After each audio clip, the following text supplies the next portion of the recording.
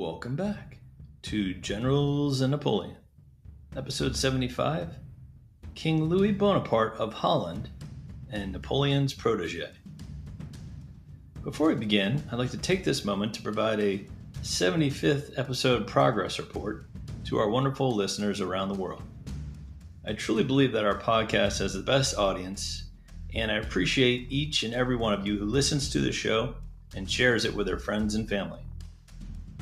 We began this podcast in June 2022, and we just reached 87,000 total listens/downloads.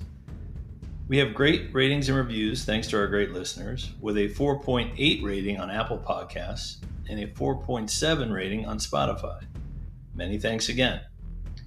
On Patreon, we have 7 paying members and 15 total members. If you'd like to support our podcast, please head on over to patreon.com/Generals in Napoleon, where we have a free member option, a $5 a month option to become General of Division, or a $10 a month option to become Marshal of the Empire. If you'd like to support our podcast in another way, please go to our YouTube page and hit the subscribe button. We have 81 videos posted there, including a few YouTube lives that you cannot find anywhere else. In those lives, I rank Napoleon's 26 marshals, I review the new Napoleon movie, and I recommend books on the Napoleonic era. As always, I appreciate all of our subscribers, listeners, Patreon members, and supporters. As the Emperor Napoleon once stated, quote, "I embrace you all. Be always gallant and good," end quote. Now, on with the show. We have a special guest joining us once again, a good friend, Graeme C, who is a great author. I recommend you check out his books on Amazon or wherever books are sold. Graeme, how are you, sir? I'm well, thanks. How are you? I'm very well. Thanks for joining us. Who are we talking about today on this episode? I think today we're going to talk about Louis Bonaparte. Louis was born in Ajaccio, Corsica in 1778 in September. So he was a good bit younger than his more famous brother, Napoleon. Was his upbringing different than Napoleon and Joseph's? Yeah, it was somewhat. Louis is 9 years younger than Napoleon, and he's the 5th child to survive in an increasingly financially stretched family. Their father takes Napoleon and Joseph to France when Louis is only 2 months old, so Louis doesn't really get to meet his eldest brothers for some years. Like his other brothers, he is educated in Corsica by his uncle. And probably like Napoleon and Joseph, him and Lucien got up to various youthful escapades and bits of daring do. But Lucien is taken off to France when Louis is only 5, so really he grows up as the only boy in the house, unlike maybe the others. His father also dies when Louis is only about 7, so the family are in real financial trouble after that. When Napoleon comes home in 1787 on leave, it seems that Louis is really starstruck by him. He becomes a bit of a hero figure for Louis.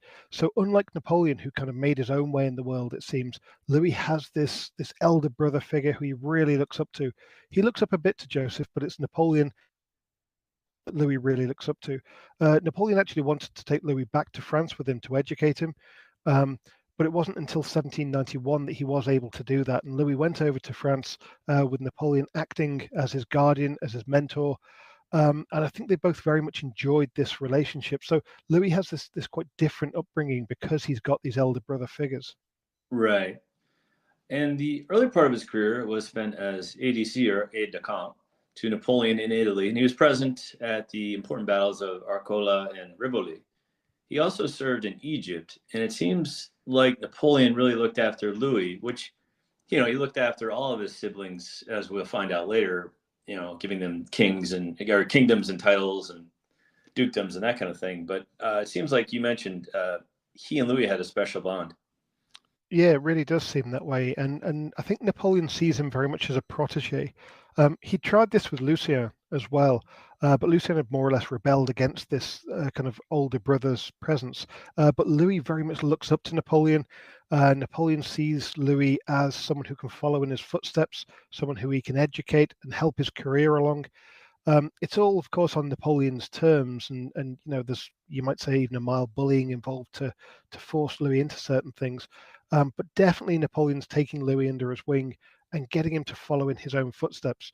Um, Louis is eventually sent back to military training school. To finish his training as an artillery officer, again following in Napoleon's footsteps. Napoleon pulls various levers to get him there. He gets him a command or a position with an artillery battery in Saint-Tropez for a time. And as you said, he appoints him as an aide-de-camp in the Italian campaigns, where Louis really thrives for a short time. Napoleon doesn't spare Louis. He sends him out into action. He sends him off as a messenger. Louis is there next to Napoleon on the bridge at Arcola, leading from the front.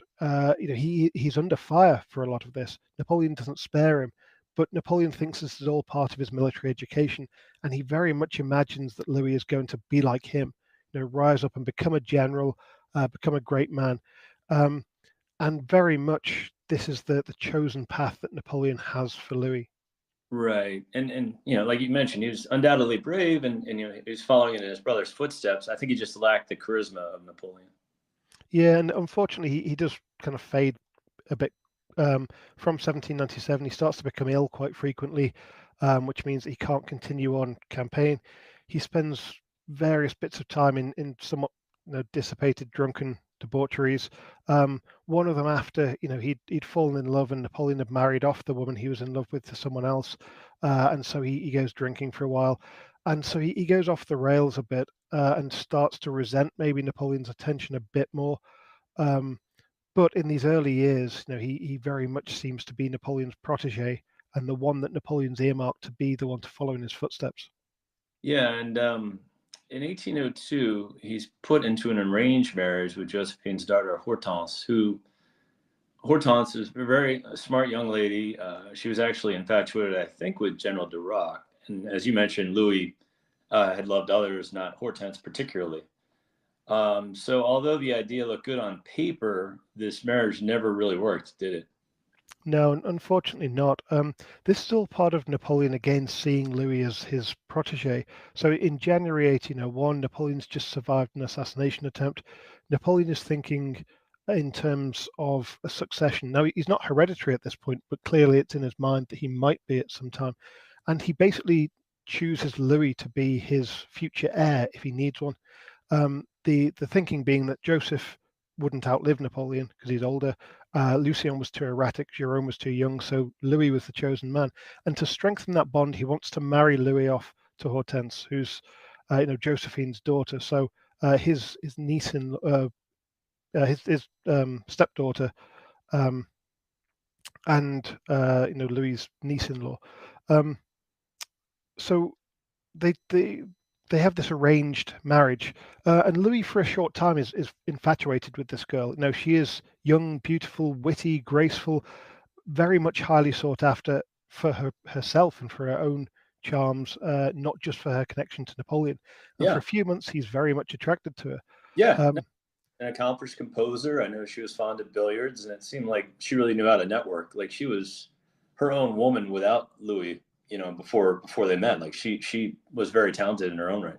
Yeah, absolutely. And I think any man in Paris would have been glad to have her as a wife, and proud to have wooed such a wonderful young lady. But Louis kind of rebels against this. Part of this may be because the lady that he'd pined after in 1798 and wanted to marry then was actually a cousin of Hortense. So kind of one of the extended Beauharnais clan, one of Josephine's nieces, and she'd been taken away from him, so possibly there's a bitterness there.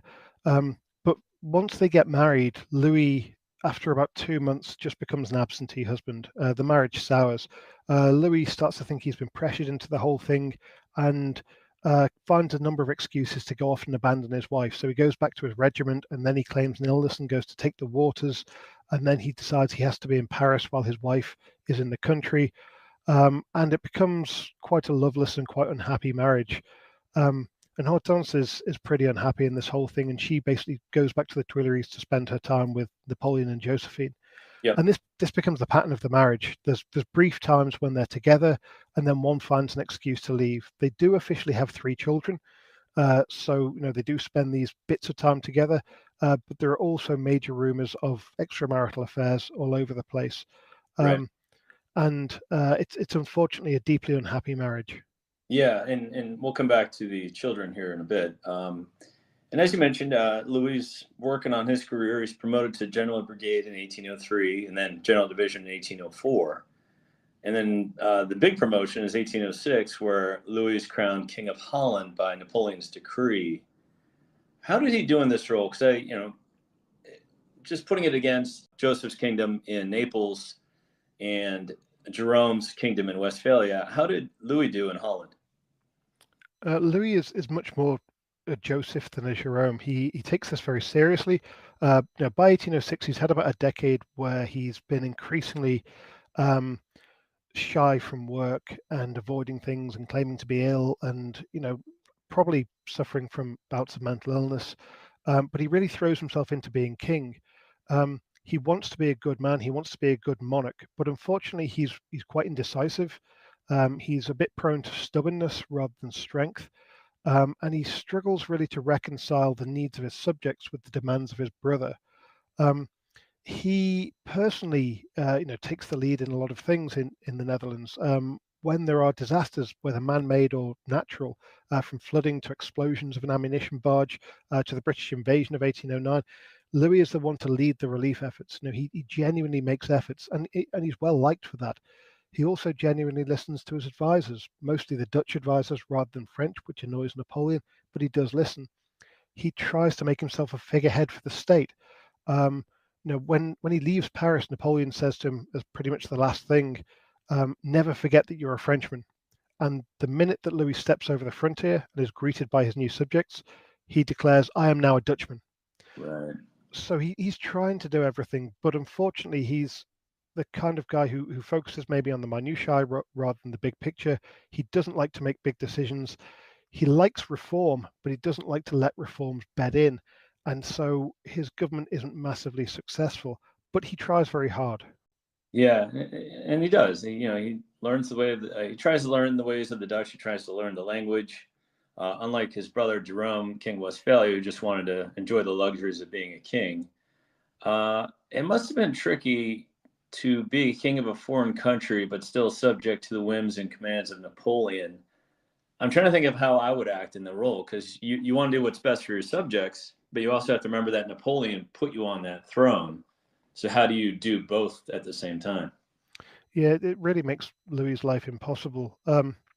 He had this honourable but somewhat naive view that he was there to rule for the benefit of the Netherlands, whereas Napoleon believed he was there to rule the Netherlands on France's behalf. And Napoleon sends orders, not even disguised as diplomatic requests or as brotherly instruction or brotherly advice. He just sends orders to Louis and tells him to carry it out. And when Louis refuses, Napoleon sends very nasty letters to him. He accuses him of having betrayed him, of failing, of acting like the brother of the King of England instead of the brother of the Emperor of France. He calls him a miserable personality. These are really unpleasant letters. But Louis holds firm, and Louis refuses to impose conscription, to impose the Code Napoleon. He says that existing Dutch codes are better. He does have to pass legislation to back up the continental system and the continental blockade and ban British trade, Mm. but then he does absolutely nothing to enforce them. So he basically, gives a nod and a wink to allow British trade to come in, and Napoleon is furious by all of this. And by 1808, 1809, he is beginning to threaten Louis and say, either you start to do what I tell you, or your country will not be a country anymore. Right. Yeah, and it gets more problematic from there. Louis forces his court and ministers to speak only Dutch. He wants them to give up their French citizenships, which rubbed many of them the wrong way. And it's also said he was jealous of Hortense, whom the Dutch seemed really drawn to instead of him. He also changed the capital city over a dozen times, Amsterdam, Utrecht, among others. That doesn't really help the stability of a regime, does it? No, and again, this comes down to Louis's indecisiveness and his zeal for reform. Um, he wants to change things, he wants to reform, but then he gets bored after a few months of the new way of doing things, so he changes again. And at some point, people say, well, this isn't just reform, this is just change for the sake of it. Mhm. He also fails to act in concert with his wife, really. She could very much have charmed the Dutch court while he ruled, but instead he kind of petulantly starts to see her as a rival in a popularity contest, and so he resents that. Um, so, unfortunately, he ends up tolerated by his Dutch subjects, liked for his goodness, but not really respected for strength, estranged from his wife, unpopular with the few Frenchmen who'd actually been sent to keep an eye on him because they're being told they can't be French anymore. And he is a constant source of irritation to his imperial brother. So, unfortunately, by the start of 1810, there's really no one batting for, the rule of Louis in Holland. Right. And as you mentioned, in 1810, kind of things come to a head, and Louis is forced to abdicate his throne after several falling outs with Napoleon, and the French soon annex Holland under Marshal Oudinot. What happens to Louis after this abdication? Well, he actually tries to resist the French annexation. First of all, he refuses to abdicate when Napoleon tells him.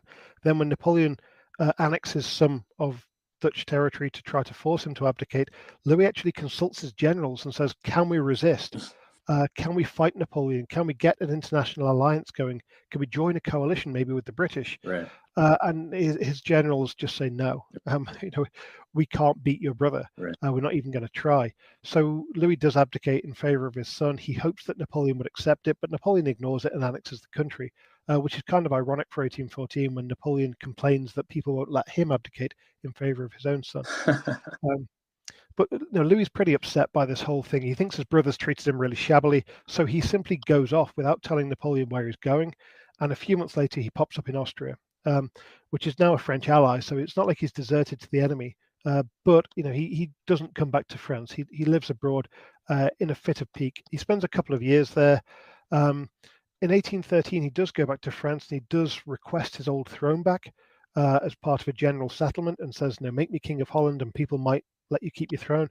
But Napoleon thinks by this stage he's worse than useless as a king because Louis isn't ruling in Napoleon's interest. So Napoleon has no interest in giving him a throne back. Louis does go back to France in 1814, but by this stage he's pretty badly ill.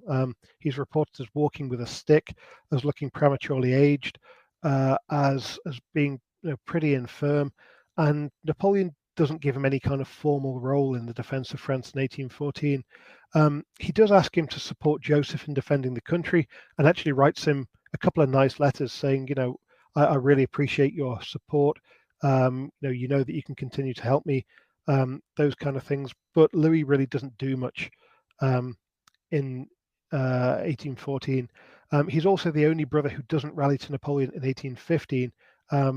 True to form, he claims to have been ill and just stays in Italy during the Waterloo campaign. Interesting. Yeah, and I know he also gets separated and eventually divorced from Hortense. After Napoleon's final downfall, Louis dies in July 1846. So he lives quite a while, even with all of his mental deficiencies and sicknesses. He dies in Livorno, Italy. What is his legacy, which should probably include Napoleon III, who ruled France longer than his more famous uncle? Was he, because I know Hortense did a lot of the raising of the kids herself. Should Louis get some credit in the raising of Napoleon III?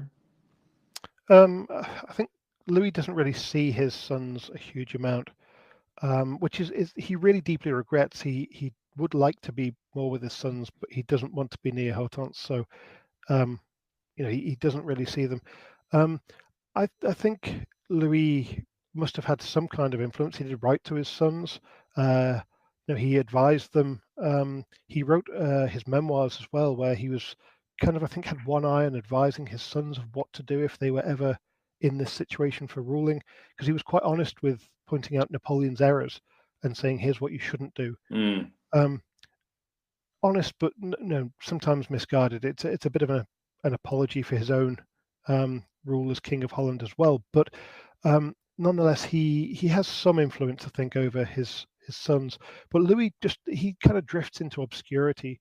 He lasts 30 years after the downfall of his brother. Right. But he lives in exile outside France. He has very little contact with his family. He does reconcile with his mother and lives with her for a time.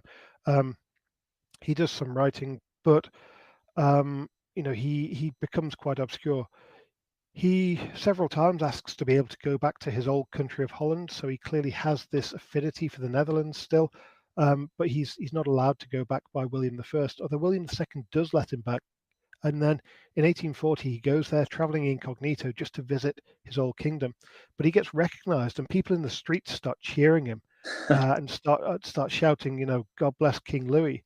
And he's really moved by this, because I think by 1840 people have forgotten his indecisiveness or his inability to resist Napoleon's commands, and they just remember the Louis the Good, Right. the king who had tried to do well for the people, who had been at the forefront of relief for floods and whatever else. So, he has this great moment in 1840, which I think is nice. But the death of Napoleon's son in 1832 also opens the door for Louis to do more in the Bonaparte clan, really. Joseph is kind of the legitimate next in line, but Louis had always been the one that Napoleon had wanted to make his heirs. But Louis, just like Joseph, doesn't really do much to forward this cause. He's not very interested in trying to get on the throne of France or anything. But of course, his son was. Now, of the three sons, their first one, Charles Napoleon, had died in 1807. When he was just 4.5. Right. Their second son, Napoleon Louis, dies in 1831. Of measles, and it's the youngest son, Charles Louis Napoleon, who is then the guy who kind of takes up the mantle of the Bonapartist cause. His mother had brought him up very much as a good Bonapartist, to believe in the glory of empire, the glory of Napoleon. And Charles Louis Napoleon, in his youth, he falls in with Italian revolutionaries while living in Italy. He tries a couple of coups against the French regime. He has a number of adventures, including a Napoleon-style landing on the French coast with a few retainers to try to gain the throne by popular acclaim. And he gets arrested by some customs officers. He then is imprisoned in the fortress of Ham, where he escapes by dressing up as a washerwoman. So, it's this really, overblown stories about his life, but they're mostly true. Right. But it's the revolution of 1848 gives him his chance. And he is, as the son of Louis and Hortense, he'd been brought up in this great Bonapartist tradition, and he puts forward his Bonapartist credentials in 1848, gets himself elected president of the new republic, and then in 1851 launches his coup that creates the Second Empire. So it's Louis's son that carries on Napoleon's legacy. Louis himself has faded from view. Louis's son becomes Napoleon III. He re-establishes France's preeminent position, you could argue, with limited wars against Russia and Austria. But then, of course, he also suffers the even more catastrophic defeat than anything his uncle had ever suffered at Sedan in 1870. Right. But that, as they say, is another story. Yeah, you just wish Hortense and Louis could have seen Napoleon III become Napoleon III. Unfortunately, they passed before he came into power. But I also think Louis, I wonder if he just made better decisions in dealing with his older brother, because he was most favored sibling for a long time. And, as you mentioned, even his first son was in line to be an heir before he died. So you just wonder if Louis had made a few different decisions in his lifetime, if he would have had a better relationship with Napoleon. Yeah, it took a lot for Napoleon to kind of be alienated from Louis. But I also just feel that Napoleon's overbearingness eventually got to Louis, and he realized he couldn't live up to his brother's expectations, and then fell into a depression because of that, and everything spiraled from there. Yeah. So I as with many of Napoleon's intimates, I feel a bit sorry for Louis. Yeah, indeed. Well, Graeme, thank you for that. Very interesting details on Louis' life, and I learned a lot, and hopefully my audience did as well. Again, if you like to learn more about Graeme, you can check him out on Twitter/X, or you can find his books on Amazon or wherever books are sold, and I highly recommend them. Graeme, thank you, my friend. Thank you very much.